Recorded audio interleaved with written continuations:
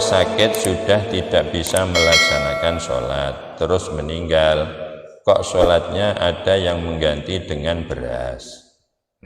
Ya, ketika orang sudah uzur untuk tidak bisa sholat dengan sempurna, maka nanti kalau wafat bisa dikodokkan atau difidyai. Difidyai itu setiap satu sholatan 6 on, jadi 1 hari 1 malam 3 kilo. Seandainya kita punya orang tua sudah tidak bisa sholat dengan sempurna, wudhu sudah tidak bisa, pokoknya tubuhnya najis ya. Kecuali kalau akalnya sudah hilang, memang sudah tidak wajib sholat. Orang pikun yang akalnya hilang sudah tidak wajib sholat. Nah, itu dihitung nanti difidyai. Terus berasnya itu banyak, terus diberikan satu orang, terus berpindah ke orang lain, bilang ini tebusan sholatnya si A, terus pindah lagi berputar. Menurut Islam gimana? Diputer. Nah, ini ya, itu ketika memutar ini yang agak sulit untuk memposisikan niat. Jadi harus betul-betul orang ini punya keikhlasan dan niat yang tulus. Contoh nih, orang ini ninggal sholat sampai 3 tahun umpama. Kalau 1 hari 3 kilo berarti setahunnya berapa? 1 ton. Kalau 3 kilo berapa? 3 tahun. 3 ton kurang lebih ya. Nah, ini bagaimana dari membayarnya? Tapi ya jarang ada orang sakit seperti itu.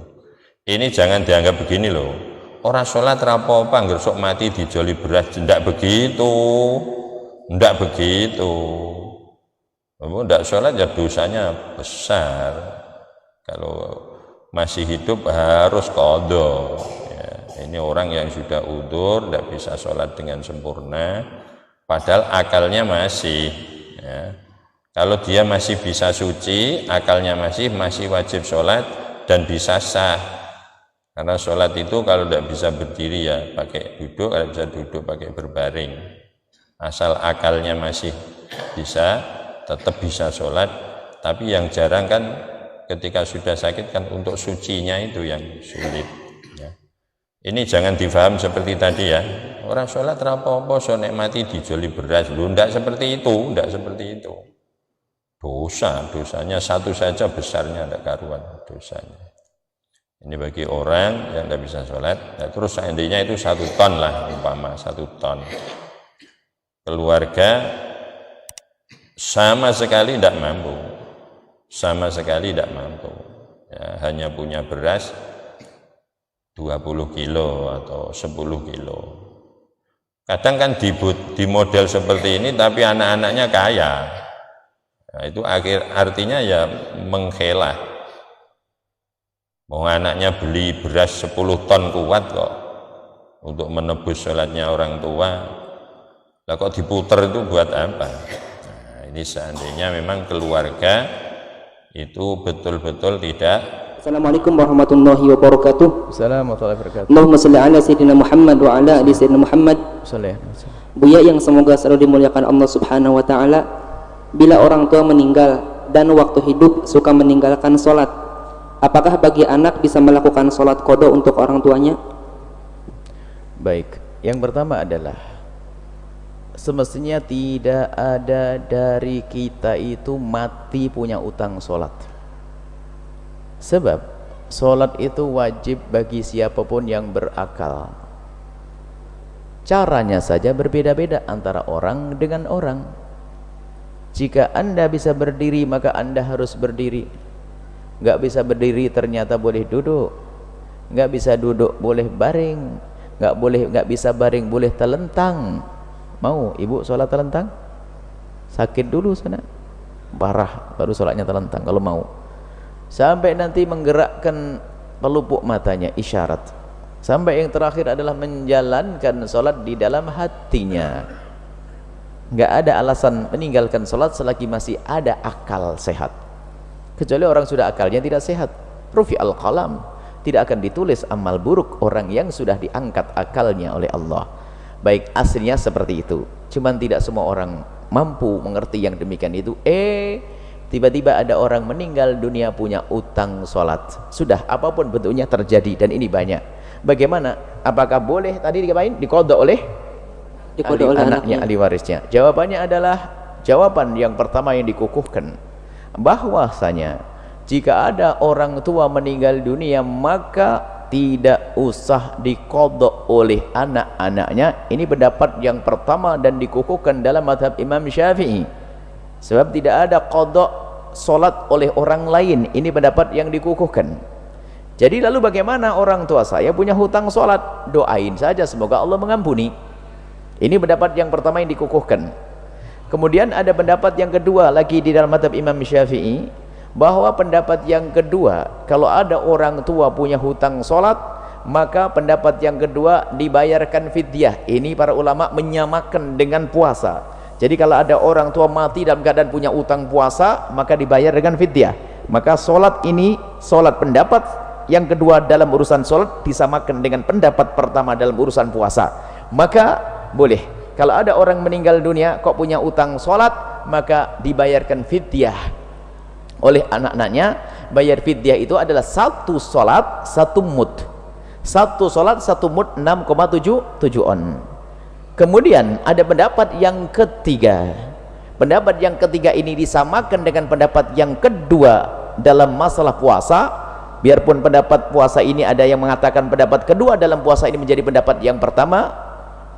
Man mata wa alaihi siyamin falyasum anhu waliyuhu. Dalam puasa ada riwayat sahih, barang siapa mati dalam keadaan punya utang puasa, walinya yang mengqadha puasanya. Akan tapi itu dalam madhab Imam Syafi'i dijadikan pendapat nomor 2, dan sholat pendapat nomor 3. Sholat disamakan dengan pendapat kedua di dalam urusan puasa. Jadi pendapat yang ketiga dalam urusan sholat boleh diqadai oleh ahli warisnya. Bahkan Imam As-Subuki radhiyallahu ta'ala anhu, beliau berkata, aku melakukan yang demikian untuk orang tuaku, dalam riwayat untuk saudariku. Artinya apa? Ini pendapat yang ketiga. Jadi kita harus tahu, pendapat yang pertama adalah tidak usah diapa-apain, tinggal didoain semoga Allah mengampuninya. Pendapat yang kedua boleh dibayarkan fidyah, yaitu setiap satu sholat satu mud alias 6,7 on. Pendapat yang ketiga adalah dengan dibayar, dengan diqadai oleh ahli warisnya. Kemudian bagaimana yang bijak? Lihat saja kebiasaan di kampung deh, nggak usah marah-marah nanti. Kalau kampungnya nggak dikodokin, nggak dipediain, ya biasa. Ini pendapat yang pertama. Ini dikodokin, oke lah pendapat yang ketiga. Yang penting jangan ribut deh, sebab kadang kita itu terpicu keributan gara-gara urusan yang seperti itu.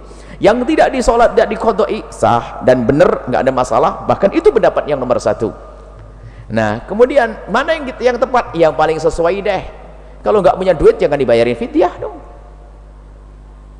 Ya itu, jadi suruh milih dalam hal ini. Tapi ingat, pendapat pertama yang dikukuhkan tidak usah diapa-apain. Orang yang telah meninggal dunia ya sudah didoain saja semoga Allah mengampuni, selesai. Selama 2 tahun dalam sakit ini tidak memungkinkan beliau untuk menunaikan sholat karena kehilangan kesadaran atau hal tertentu yang tidak memungkinkan untuk menunaikannya. Bagaimana status sholatnya? Apakah digantikan oleh ahli warisnya untuk menunaikannya atau didiamkan? Hadis Nabi SAW dalam perihal ini sangat jelas. Rufi'al qalam an thalathin. Pena diangkat dari 3 perkara. Rufi'al qalam, pena diangkat. Maksud pena diangkat ini tidak ada hisab bagi yang bersangkutan, tidak dituliskan. Dalam 3 perkara. Awas, hati-hati, dalam 3 perkara. Pertama, anin naimi hatta yastayqidha. Dari orang tidur sampai dia bangun. Orang tidur sampai dia bangun. Di saat dalam keadaan tidurnya itu tidak ada dituliskan bagi dia sampai dia terbangun kembali. Nah, sifat orang tidur sampai bangun ini dibagi 2.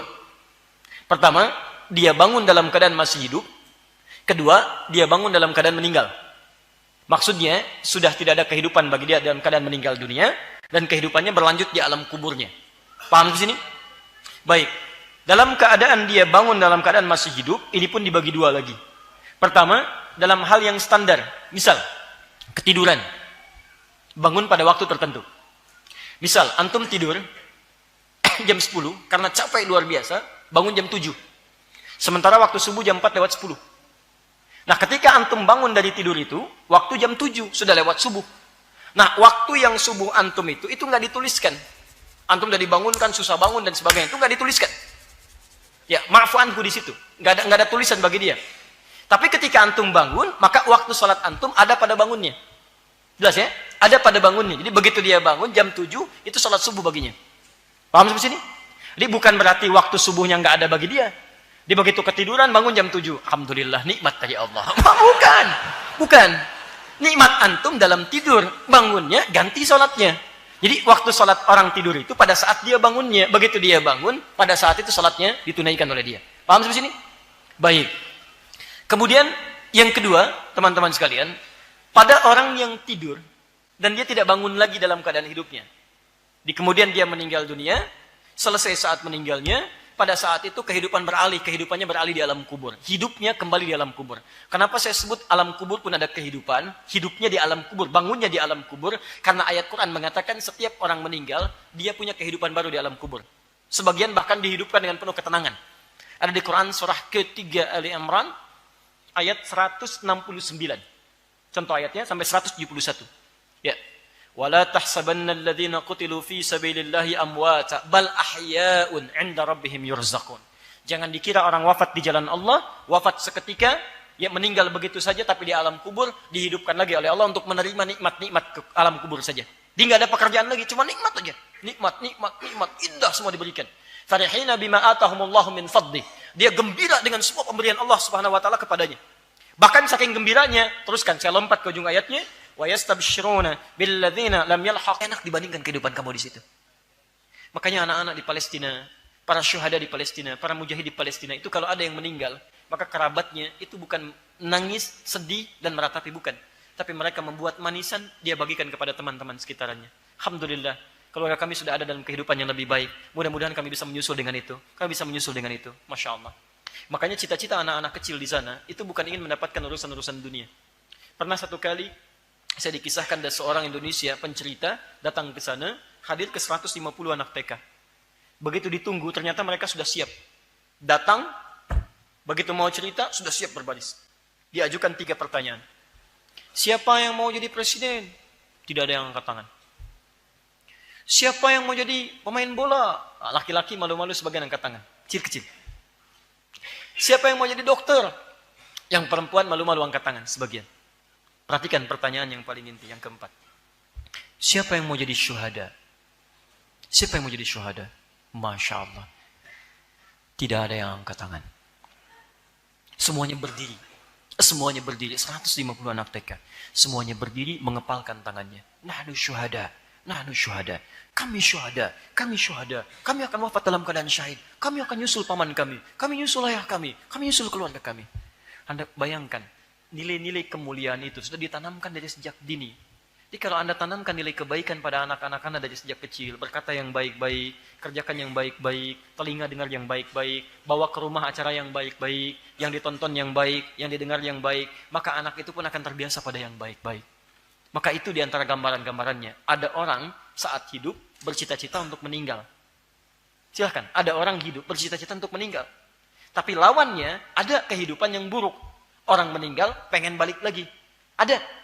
Ya, ada. Bahkan ada sebagian yang sudah mendapatkan ancaman kehidupan di alam kuburnya. Quran surah ke-40 ayat 46 sampai 47-nya. Wan-naru yu'raduna 'alaiha wudu'a wa 'ashiyah. Neraka ditampakkan pagi sampai petang.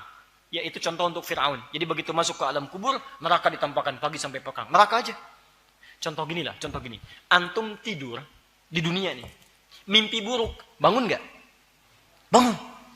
Begitu tidur bertemu dengan wajah orang buruk rupa. Dia kan rambutnya panjang. Kemudian bajunya putih dan sebagainya. Ya, terus di depan muka antum lagi. Dia kan? Baik, saya kuntilanak. Ya kan? Baik, dan misal saja. Baik, pertanyaan saya, antum bangun enggak? Bangun. Sekarang di alam kubur kan enggak bisa bangun lagi. Itu terus pagi petang ditampakkan. Maka jadi siksaan bagi dirinya. Itu yang disebut salah satunya dengan siksa kubur. Ditampakkan neraka pagi sampai petang, enggak bisa bangun-bangun. Itu yang bahaya. Nah, dari sini, jika ada seseorang kemudian amalannya baik, kemudian dia mohon maaf terjadi situasi seperti yang tadi, dia meninggal dunia, maka Allah berikan kehidupan yang baru di alam kuburnya. Makanya saya katakan kalau hidupnya, bangunnya bukan di dunia tapi di alam kuburnya. Situasi kedua, dia terjadi koma atau sakit seperti yang disebutkan tadi. Tidak bisa menunaikan sholat dia, susah. Diwudukan, susah bergerak, dipandu, tidak mendengar dan sebagainya. Maka rufi'al qalam, diangkat pena darinya.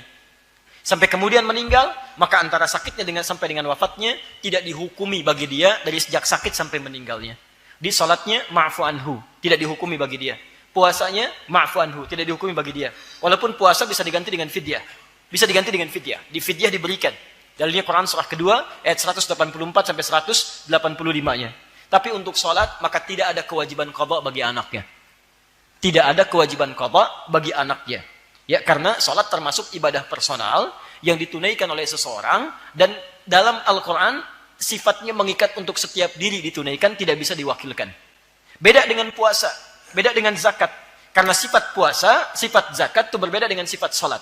Zakat sifatnya amalan harta. Jika ketika tidak ditunaikan oleh seseorang karena keterbatasannya, maka diwakilkan oleh orang lain dari harta yang bersangkutan. Tunaikan dulu, tunaikan dulu. Sholat tidak.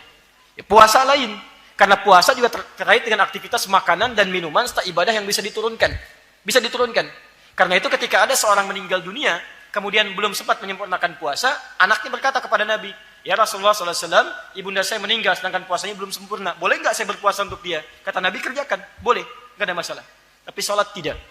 Yang mungkin Anda kerjakan adalah tunaikan amalan-amalan kebaikan yang itu diniatkan bagi orang tua yang telah meninggal dunia. Misal sedekah, itu boleh. Hadisnya banyak di situ. Sedekah untuk orang meninggal. Boleh. Misal Anda ada harta, niatkan untuk orang yang meninggal dunia. Bisa, sah. Ada haji, badal. Ada umrah, badal, sah. Silahkan. Ya, misal kalau mau yang paling ringan tapi pahalanya banyak, mushaf. Beli mushaf. Kemudian beli, modalnya kan sedikit tuh. 50.000, 100.000, 150.000. Saran saya, berikan pada penghafal Al-Quran. Titipkan di mahat penghafal Al-Quran. Dan Anda sampaikan. Anda tidak usah tuliskan macam-macam. Anda cukup niatkan aja. Nggak usah ditulis. Mohon ya, niatkan untuk pahala untuk bapak ibu saya. Nggak usah. Antum niatkan untuk di hati saja, belikan itu, nggak usah dipakai macam-macam, antum sampaikan. Ini mohon izin, Anda menghafal Quran, mohon gunakan mushaf ini. Atau perlu mushaf yang seperti apa? Berikan. Dan niatkan untuk orang tua Anda. Setiap hurufnya dibacakan, 10 kebaikan, maka mengalir pahalanya untuk orang tua Anda. Dan hadisnya di situ banyak. Jelas ya? Taib. Yang kedua, anis sobiyya hatta yahtalima. Dari anak kecil sampai dia baligh. Jadi kalau anak kecil tuh nggak dihukumi, Pak. Dia nggak sholat misalnya, dia memilih main, maka antum jangan marahi. Ya, misal anak usia masih 3 tahun, terus azan berkumandang, Allahu Akbar, Allahu Akbar, dia masih sibuk dengan mainan. Ayo nak, berhenti dulu, ayo sholat, kan? Baik, sebentar mah, sedang main dengan robot, sholat ya. Ya, antum nggak usah marah. Antum berikan penekanan aja, arahkan kepada yang baik. Jika ada saudara atau orang tua kita yang meninggal dan mereka masih memiliki hutang sholat, apakah kita yang hidup bisa menggantikan sholat mereka, artinya mengqadainya? Itu bagaimana? Di mazhab Imam Syafi'i, pendapat yang mu'tamad menyatakan bahwa sholatul mayyit la tuqda. Sholat yang ditinggalkan mayit masa hidupnya tidak bisa diqadai. Kalau puasa tuqda.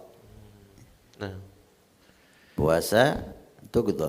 Man mata wa alaihi siyam, bukan wa alaihi shalah. Kata Nabi, sabda Nabi, man mata wa alaihi siyam. Siapa yang meninggal dan punya hutang puasa, bukan punya hutang salat, punya hutang puasa, falyasum anhu waliyuh, maka keluarganya yang berpuasa untuk dia.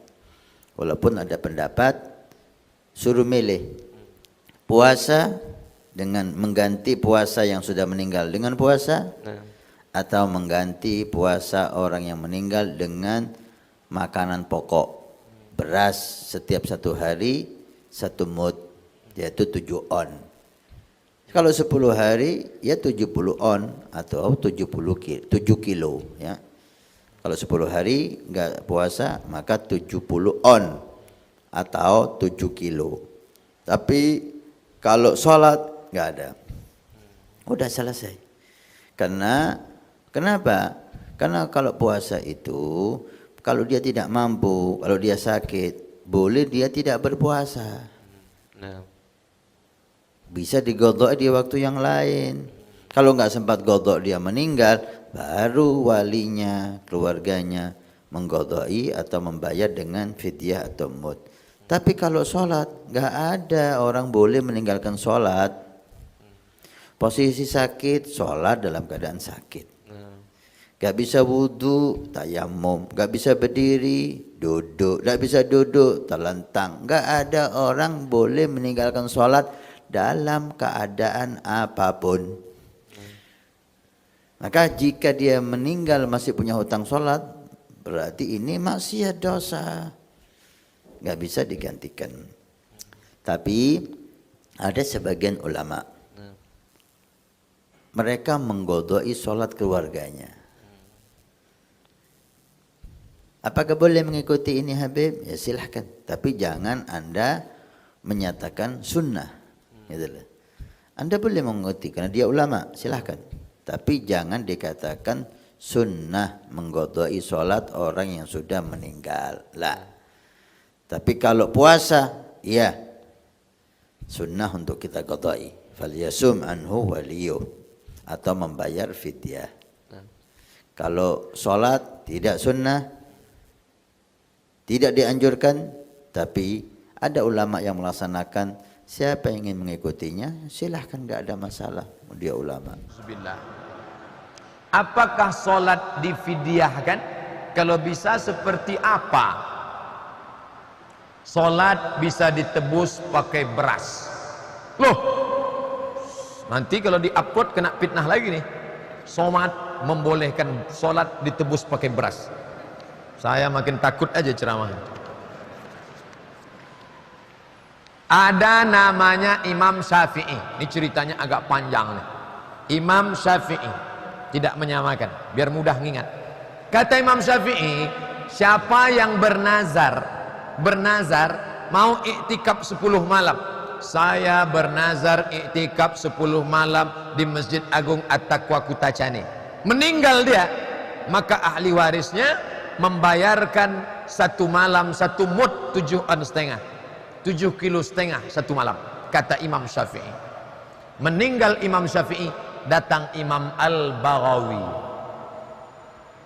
Kata Imam Al-Baghawi, kalau Syafi'i berpendapat 1 malam 1 mud, maka aku berpendapat 1 solat bisa bayar 1 mud. Ijtihad Imam Al-Baghawi. Datang Imam Nawawi. 3 imam, Syafi'i, Baghawi, Nawawi, disebutkannya dalam kitab Al-Majmu' Syarah Muhadzab. Yang menyebutkannya siapa? Nawawi. Yang punya fatwa siapa? Baghawi. Dari mana dia ambil? Dikiaskannya ke Syafi'i. Begitu ceritanya. Nah, sekarang setelah kita tahu sumbernya, apakah Ustadz mengamalkan ini? Saya tidak mengamalkan ini di keluarga saya. Tapi kalau ada orang mengamalkan, berarti dia ikut pendapat ini. Kenapa Ustadz tak amalkan ini? Saya khawatir waktu abang emak saya meninggal, mau dibayarkan fidyahnya, saya katakan tak usah mak. Kenapa? Saya khawatir nanti anak keponakan tak mau sholat, dia siapkan beras 3 karung. Yuk sholat yuk nak, tak usah mak, itu beras sudah 3 ton gue siapkan. Tapi saya tak menyalahkan yang bermazhab Syafi'i, karena mereka mengikut pendapat dari para ulama. Assalamualaikum warahmatullahi wabarakatuh. Saya dari Jambi. Di sini saya ada satu pertanyaan untuk Ustadz terkait masalah mengqadha sholat. Apakah boleh mengqadha sholat untuk orang yang sudah meninggal? Jadi di sini saya akan melakukan qadha sholat untuk orang yang sudah meninggal. Bagaimana tanggapan Ustadz terhadap hal tersebut? Terima kasih. Wassalamualaikum warahmatullahi wabarakatuh. Mengqadha sholat untuk orang yang sudah meninggal. Mungkin maksudnya begini. Orang itu sebelum meninggalnya dia punya sholat yang dia tinggalkan, mungkin karena sakit dan sebagainya, dan tidak sempat untuk membayarnya atau mengqadhanya, lalu dia meninggal. Apakah kita sebagai anaknya, keluarganya dan sebagainya itu disyariatkan untuk membayarkan sholatnya dengan cara kita sholat untuk diberikan kepada si jenazah ini, untuk kita bayarkan hutang-hutangnya. Memang dalam hal ini kebanyakan para ulama tidak membenarkan hal itu. Walaupun bukan berarti seluruh ulama sepakat mengatakan tidak benar, Ada sebagian ulama yang membolehkan ya mengqadha, atau kita ini sebagai orang yang hidup keluarganya, kita sholat dengan niat, ini niatnya untuk kita kirimkan pahala sholat ini kepada keluarga kita yang sudah meninggal untuk membayarkan hutangnya. Ada 1, 2, 3 ulama yang membenarkan hal itu. Tapi Al-Imam Nawawi rahimahullah dalam kitab-kitab tahqiq beliau mengatakan bahwa yang sesungguhnya menjadi kesepakatan para ulama adalah tidak ada qadha dalam masalah ini. Kenapa? Karena memang tidak ada dalil yang sahih, yang rajih juga, yang betul-betul mu'tamad dipegang oleh para ulama tentang hal ini. Yang ada itu adalah puasa. Hadis yang kita terima baik itu dalam Sahih Bukhari atau Muslim mengatakan shoma anhu waliyuhu. Hadisnya sahih. Kalau ada orang meninggal sementara dia masih punya hutang puasa, maka silahkan keluarganya berpuasa untuknya. Walaupun ini juga nanti dalam tahqiq para ulama di dalam mazhab Syafi'i itu menjadi ikhtilaf juga. Karena konon ada lagi hadis yang lain atau turun ayat Al-Quran yang mengatakan bahwa cukup membayar fidyah saja. Ayat yang turun kemudian fafidyatum min ayyamin ukhar itu menasakh hadis sahih yang menyebutkan bahwa shoma anhu waliyuhu. Oleh karena itu hatta orang yang berpuasa, yang punya hutang puasa dan dia meninggal dunia belum sempat membayar hutangnya, itu keluarganya tidak perlu berpuasa untuk menggantikan puasa almarhum, tetapi cukup membayarkan fidyah saja. Dan oleh karena itulah kemudian dikias masalah ini dari masalah puasa ke masalah sholat. Ketika ada keluarga kita yang masih punya hutang sholat, lalu beliau meninggal dunia, maka yang banyak diambil para ulama itu adalah membayarkan fidyahnya. Nah, di masyarakat kita sering melihat ada istilah orang bayar fidyah untuk hutang puasa dan juga untuk hutang sholat. Memang itulah yang kemudian kebanyakan para ulama sepakat untuk menjalankannya.